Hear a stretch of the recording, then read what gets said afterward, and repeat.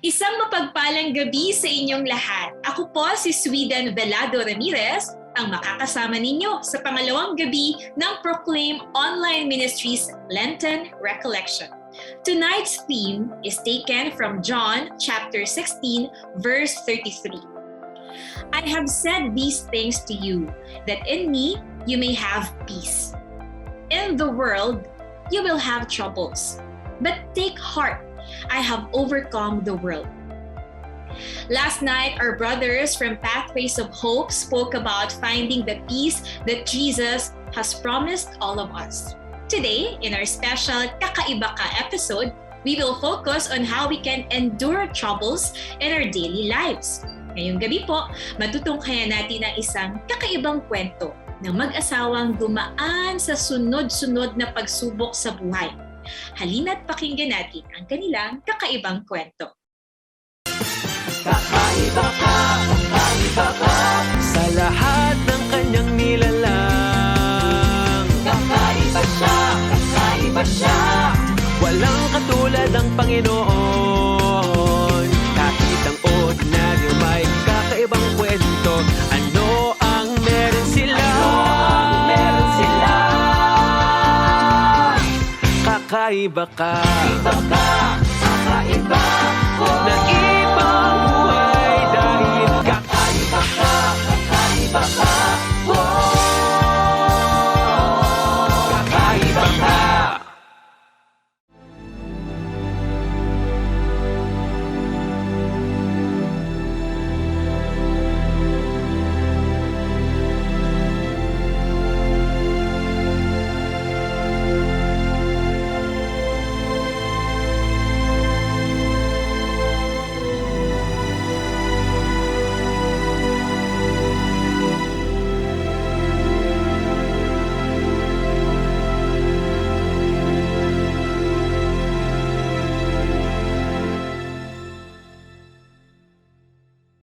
Trouble. Isang napakasimpleng salita na marahil ay ating kinatatakutan o iniiwasan dahil dala nito ay pasakit at pagkabagabag. Troubles disrupt the order in our lives. It disturbs the calmness in our hearts. It shakes us to our very core, and it oftentimes leads us to unbearable pain and suffering. How do we respond to the troubles in our lives? Do we run away or do we face it head on? Can our troubles be blessings? And can enduring our troubles lead to new lives? We invited Philip and Mimi Budyongan to share their special journey of enduring the many troubles in their lives. Hello, Philip and Mimi! Welcome to this very special episode of Kakaiba Ka. Hi, Sweden! Magandang araw! Alright, so simulan na natin. Philip, mukhang marami kayong pinagdaanan ni Mimi sa nakalipas na 2 taon. Can you share with us, ano ba ang nangyari noong June 2020? Alright, so, well, aside sa fact that we are all adapting sa new normal because it was the height of our lockdowns that time, it was also the time then Andre, 6 years old that time, was also diagnosed with acute lymphoblastic leukemia. He has to undergo a series of chemotherapies then. Andre is your one and only son, correct? Yes, correct. So, the viewers and listeners can only imagine gaano kabigat yung ganong klase ng trouble na pinagdaanan ninyo noong mga panahon yun. Pero balita ko, hindi pa nagtatapos yung mga pagsubok na pinagdaanan ninyo. What happened 8 months later, Mimi? Yes. 8 months after Andre's diagnosis, finally, na-reach na namin yung maintenance phase niya. Little did we know na meron pa palang kasunod in 2020 also na meron kasi akong lump na na-notice dito sa right breast ko. Early 2021, I noticed na yung lump na yun is getting bigger. Parang ang laki na nagiging scope niya sa part ng breast ko. Plus, associated na siya with pain. It was confirmed parang a week after ng biopsy, it was confirmed na it was breast cancer stage 3A. Oh my! So, Andre, leukemia, 8 months later, you were diagnosed naman with stage 3A cancer. Talagang sunod-sunod yung mga pagsubok at sa gitna ng nangyayaring pandemic, 'di ba? So, kumbaga, ang lala, ang bigat ng inyong dinadala. And I'm sure hindi nyo inaasahan lahat ng turn of events na yan sa buhay ninyong mag-asawa, Mimi. How did you respond to those? Because I understand, meron din kayong kakaibang marriage setup ni Philip. We were married for 10 years now. Almost, again, 10 years this year. And then LDR kami is for 8 years. Parang nagkasama lang kami is nung time na nag-start yung pandemic. Kasi parang yun talaga yung parang na-force siya na kailangan na niyang umuwi kasi work from home setup na rin siya. And pag hindi siya umuwi, malalockdown siya doon sa Manila. Prior to pandemic kasi I was working in Manila, so I only go home here on weekends, no? Or di kaya during long days off then when I was still a flight attendant. Wala na yung mama niya, so siya na rin tumatay yung ate/nanay sa bahay. She does all the household chores, all the pamamalengke, pagluluto, paglilinis and all. So yun yung nagiging setup namin. So I was telling myself na that time na I'd be too selfish din, no? Kung kukunin ko siya sa bahay from the time na we get married then. So syempre nung LDR ka, no, the only means of communication that we had at that time was really more on texting, calling, video call. So wala yung face-to-face interaction na suddenly bigla kayong magkasama 24/7, 48 hours, talagang alam mo yun, sunod-sunod yung time. So adjustments ng bawat isa, para kaming bagong kasal ulit. From LDR, nagkasama-sama na kayo ng family mo dahil nga nagkaroon ng pandemic. So lockdown, wala kayong choice but to be together. Lumipat ka na ng Quezon from Manila. And then suddenly, na-diagnose si Andre ng leukemia. What was your first reaction as a parent? Kasi mabigat yun dahil batang-bata pa si Andre noon. He was only 6 years old. How did you feel during that time?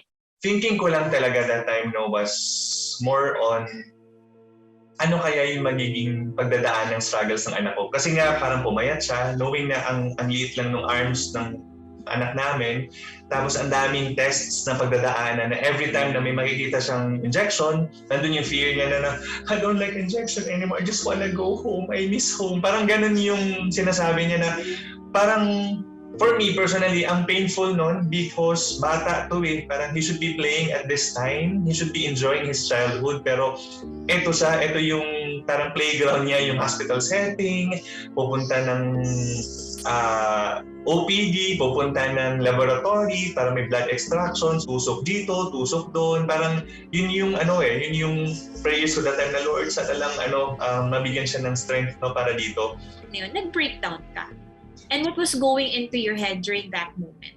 Breakdown sa every time nakausap ko yung mama ko. Ang daming beses kong umiyak sa over the phone pagkausap ko kasi nga si mama is crying na din. So ako naman din from my end, ganun din, iyak na rin ako ng todo-todo din. As a mom, lalo ikaw, talaga yung kasama ni Andre araw-araw, di ba? When you heard about the diagnosis, ano yung naramdaman mo at ano rin yung mga tumatakbo sa isip mo ng mga panahon na yun? Nung na-diagnose siya, of course, parang nung una, syempre hindi ako makapaniwala kasi parang ang pakiramdam ko sa sarili ko nun, parang lahat ng effort na ginawa ko kay Andre, parang I'm so worthless. Anything na basta alam ko makakabuti sa health niya in the future, paglaki niya, lahat ginawa ko for him.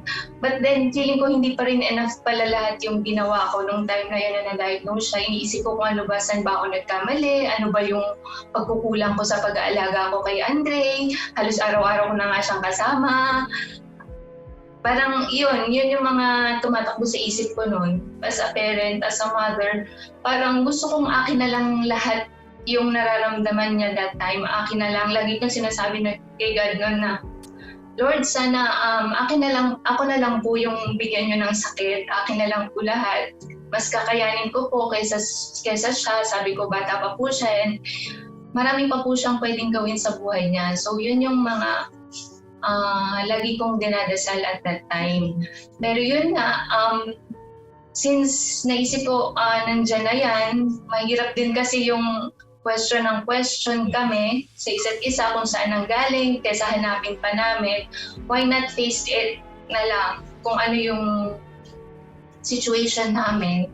And we just left everything kay God, and bahala na siya sa kung ano yung gusto niyang pagdaanan ng family namin. We know naman na hindi niya ibibigay ito sa amin kung hindi namin kakayanin, and we know na hindi niya kami pababayaan throughout this journey. Napakarami pala talagang nangyari at pinagdaanan ninyo from that March 2020 to 2021 kasi nagsimula sa adjustment sa inyong bagong family setup. Pero about 3 months later, nagkasakit si Andre, and then 8 months after that, nasundan naman ang pagkakasakit ni Mimi. Siguro I'd like to ask, how did you and the family cope with all of these, Philip? If you can share lang mga practical ways kung paano hinandle yung situation. Ang naging mindset ko na talaga that time was one treatment at a time, one day at a time, one medication at a time, one challenge at a time, one problem. Parang laging ganun yung naging mindset ko. Like for example, may mga days na if I take a look at the whole total amount nung treatment protocol ni Andre, no? And then, parang kung isipin ko, saan ako kukuha ng ganitong amount? No? Parang ganun yung as a provider, as a father, yun yung challenge ko din. Na parang, kasya ba yung kinikita ko ngayon? Saan ako huhugot pa? Kanina ako pwedeng humingi ng tulong? Parang sabi nga namin, when we lifted everything to our Lord, parang He is slowly answering all those challenges, all those prayers din, na hindi namin alam din na bigla na lang may mag-aabot sa amin ng health, both financial and emotional health din. So, lahat as in unimaginable talaga. Yes, at the same time then it taught me then to be humble, na para bang admit to yourself na hindi mo kayang mag-isa. Pumila ako sa DSWD, pumila ako sa iba't ibang mga agencies din, para din makahingi ng help din, no? Wala na, lahat talaga yon. Drop everything, no? Kung kailangan mong pumila ng buong araw, I did. Pumila ako ng buong araw, and it made me realize pa rin na ang blessed pa rin pala talaga namin. Ano yung naging division of work ninyong dalawang mag-asawa? Ako, syempre ako yung laging kasama ni Andre, and mas dependent kasi siya sa akin. So ako yung kasama niya sa hospitals during treatments, and then sa first admission niya. Ako yung nag-aasikaso ng lahat ng kailangan niya, ng medications niya, kung may kailangang inumin. And then, kung ano yung kailangan niya sa loob ng hospital. I wanted everything to be at a normal setup pa rin. Kasi nga, dun sa protocol niya, nakita ko, ang dami naming admissions na kailangan gawin. And ayokong ma-feel niya yung na lagi na lang ako nandito sa hospital, kawawa naman ako, hindi ako makapaglaro sa labas. So, ang ginawa ko, dinala namin yung bahay namin doon sa hospital. As in, pagka-admission namin, ilang box siguro yung dala namin, ang laman lang laruan niya, mga artworks niya, yon. Para at least, even during treatment, kahit nag-online class din siya, kung may gusto siyang gawin na ginagawa niya sa bahay before, magagawa niya doon. Nagda-divert din yung attention niya from treatment, at least mas lesser yung mga nafe-feel niyang side effects or pains, nakakatulong kasi siya kay Andre. So, yun yung assignment ko. And for Philip naman, siya na yung bahala dun sa mga errands sa labas, kung ano yung kailangan natin. So, ano yung need nila? Maghanap ako ng blood donor, hahanap ako, tatawid ako sa ibang hospital to check the availability ng platelet, pupunta ako to check for other medications na hindi available sa hospital. So, sa akin lahat yun, lahat ng outside tasks talaga sa akin din. Kakaiba din ang iyong work location. Habang lahat ng end. So, where did you do all those leg work? Nitong pandemic, hindi lang work from home ang nauso sa part ko, no, but work from car. Whole day akong nasa sasakyan nun. Buti na lang yung price ng gas that time was not as high as these days din. Kasi kung ganito siya kataas, hindi ko alam kung paano na. So, that time, pag kailangan ko ng medyo quiet, then on ang sasakyan, and then on ang aircon din. So parang it would feel like a normal office for me talaga, no? So lahat yon ganon. At balita ko, sometimes si Andre would also attend his online classes while inside the car. Yes, inside the car and even during treatment Sa hospital. sa hospital.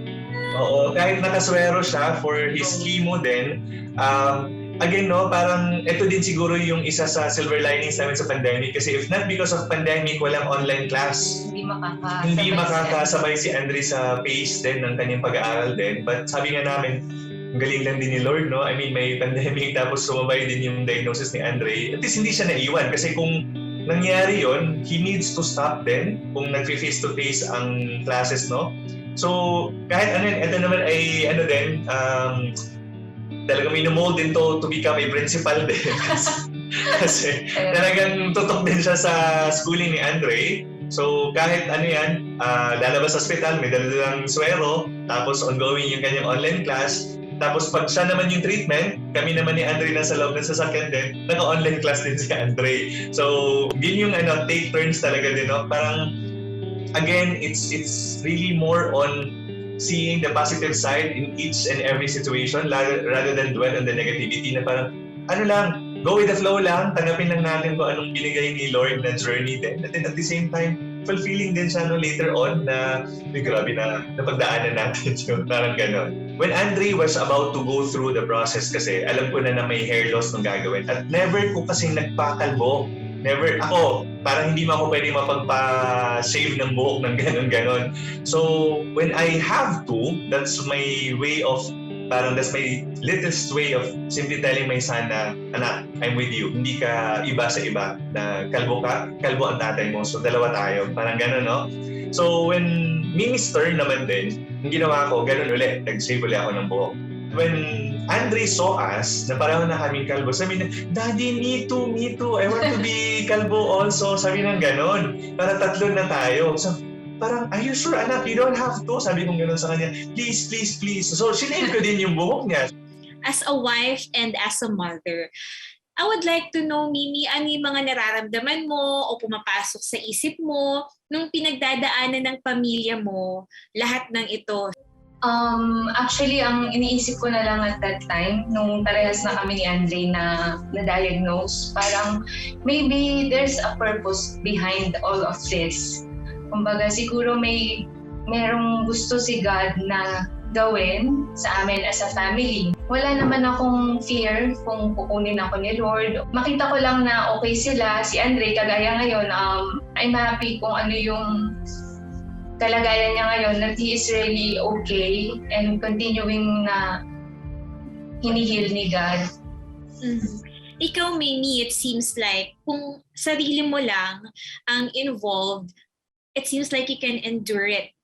Parang by the way you share, kaya mo if it's just you.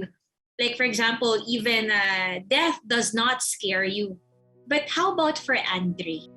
Si Andre is source talaga ng happiness namin. Parang siya yung nagbaband sa aming dalawa ni Philip. And if ever si Andre, yung dadating yung time na kukunin siya, parang it will be hard for us. Ano yung pinaka-focus mo na ngayon in life, Mimi? Gusto ko na lang kasing parang to serve my family.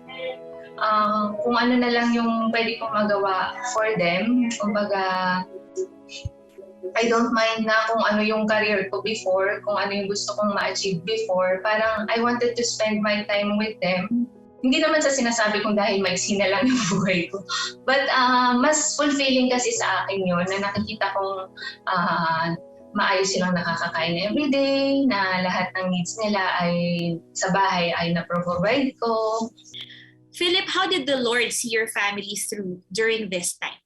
Sabi nga nila, no, hindi mo pa pinagdadasal, pero binibigay na ni Lord din, no?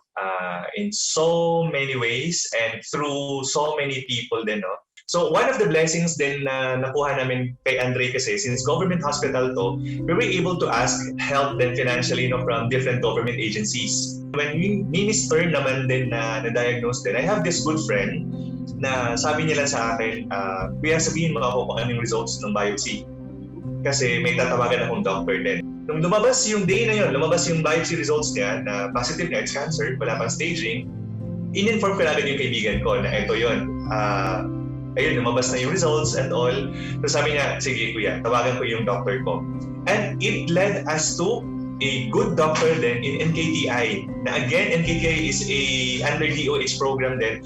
And you know what the doctor said? Sabi niya lang, sige, don't worry, I'll take care of her medication. Full treatment mo under ng DOH program. Na parang, oh my good Lord, parang kakasingin lang sa amin na may CA siya, pero covered na agad ni Lord yung next step namin, na parang lagi siyang... Parang hindi na kami mag-worry. So yung oncologist ko naman, siya naman is very much willing talaga na tumulong.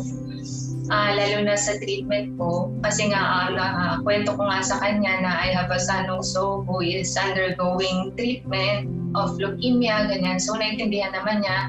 Sabi niya, okay, ganito gawin natin. Sabi niya, I will enroll you to DOH Medical Assistance Program. Doon, makukuha mo lahat ng meds mo na free. You just have to come sa chemo unit sa OPD and then magpa-treat ka lang, ganun. And then another thing na isa pang provide niya sa akin is actually ang hinihingi ko lang sa kanya, sabi ko, Doktora, okay lang po bang gamitin ko yung PWD ID ko for the discount sa PF niyo po? Tapos sabi niya, okay naman. Sabi niya, okay lang naman, sige, ganyan. And but then, when yung nurse, hinad na niya sa akin yung statement of account ko, during my chemo treatment, I saw it. Sabi ko, nakasulat doon, no charge. So from that time, nag-start ako ng treatment, hindi na niya ako charge. Until now, na nag-treatment ako, hindi na ako nag-PPF sa kanya. So parang sinasabi ni God na, sige lang, gawin mo lang yung part mo.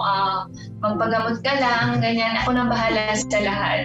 Same with Andre din. Yung doctor ni Andre was such a huge blessing din to us, no? Aside na, nung time na na-diagnose naman din ito, ganun din ang ginawa ng doctor ni Andre din. She started waiving her PF din, no? Na parang, ano ba? Parang ganun lang, no?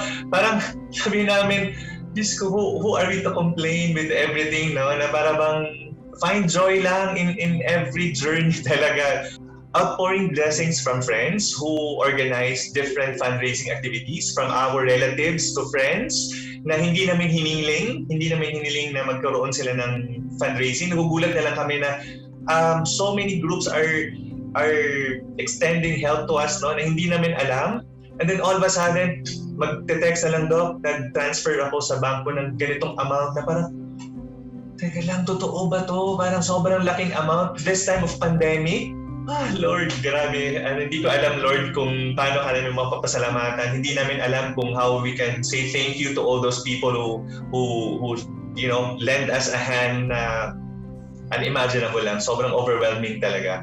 Habang pinagdadaanan nyo ito, the Lord is also working in your lives, di ba?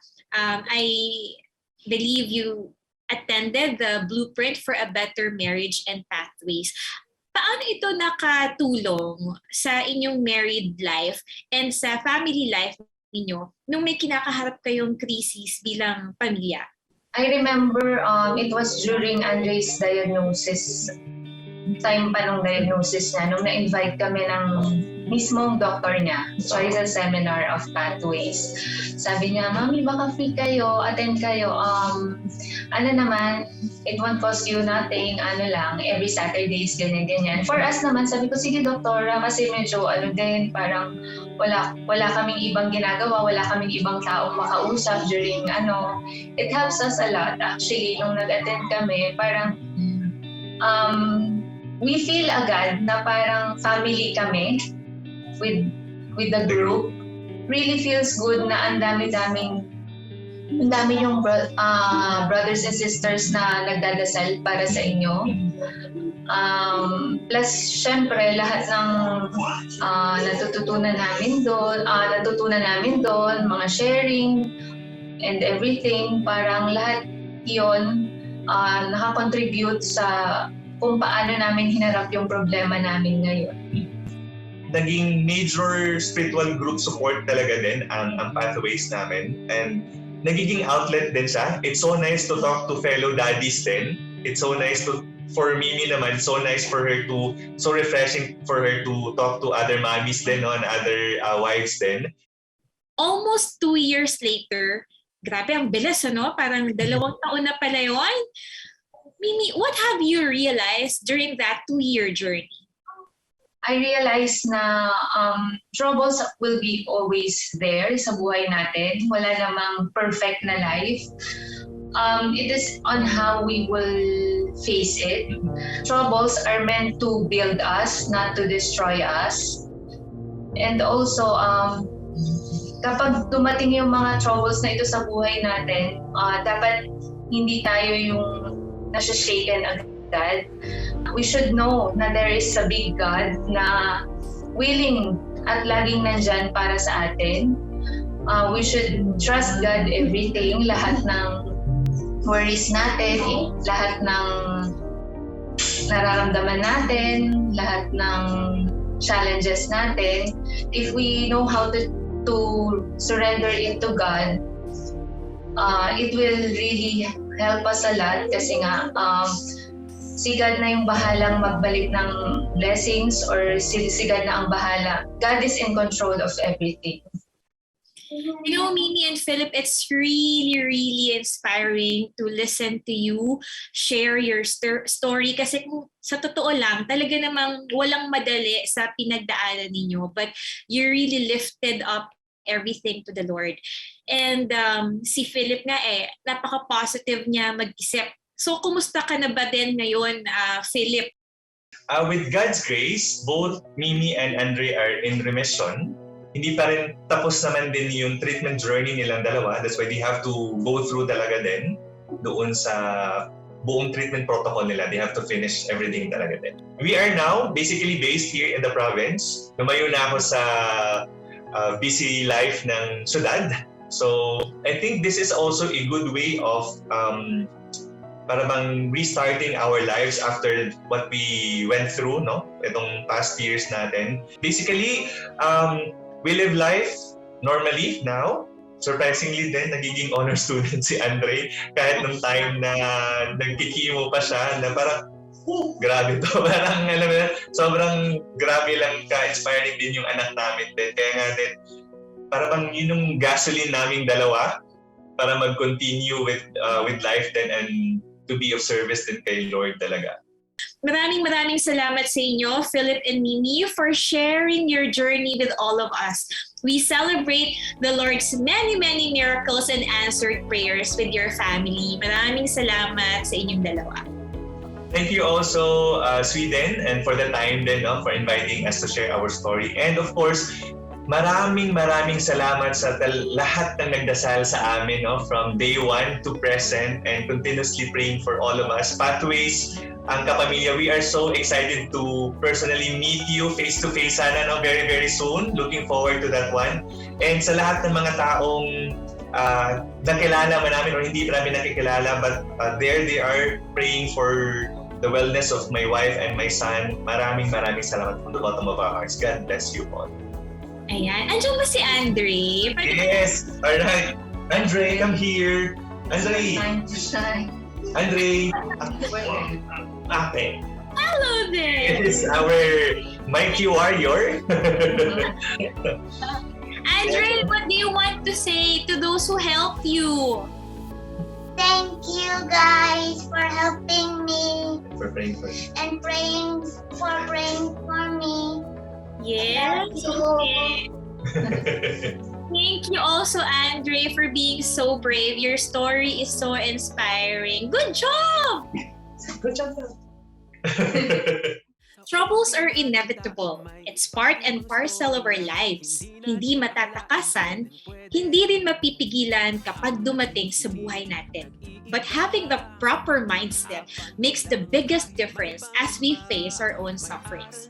We oftentimes focus on the trial, pain, and inconvenience, but maybe looking at our cup of suffering differently can also lead us to a new perspective.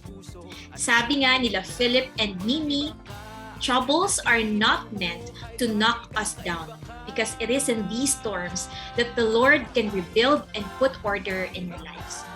It is when we learn to endure our troubles with faith and trust that the Lord can work powerfully in our lives. We pray that we may all be blessed with the grace to endure the troubles that we face. Ako po si Sweden Velado Ramirez. samahan niyo po ulit kami sa isa pang kakaibang kwento dito lang sa Kakaiba Ka. Kakaiba ka. Kakaiba ka. Kakaiba. Kakaiba ka. Hi! Thank you very much for joining me sa pagtuklas ng mga kakaibang kwento dito sa Kakaiba Ka. Please like, follow, and share our Facebook page para mas marami pa ang makapanood. I'd also like to invite you to watch Open Door Sunday. Tuwing first Sunday of the month po yan ha. Ito po ay isang virtual inspirational program na for sure ay kapupulutan nyo ng mga iba pang kakaibang kwento at aral. Just click their Facebook page na makikita ninyo sa comment box. Muli ako po si Sweden Velado Ramirez. Kita-kita po ulit tayo sa susunod na episode ng Kakaiba Ka. Kakaiba ka. Kakaiba ka.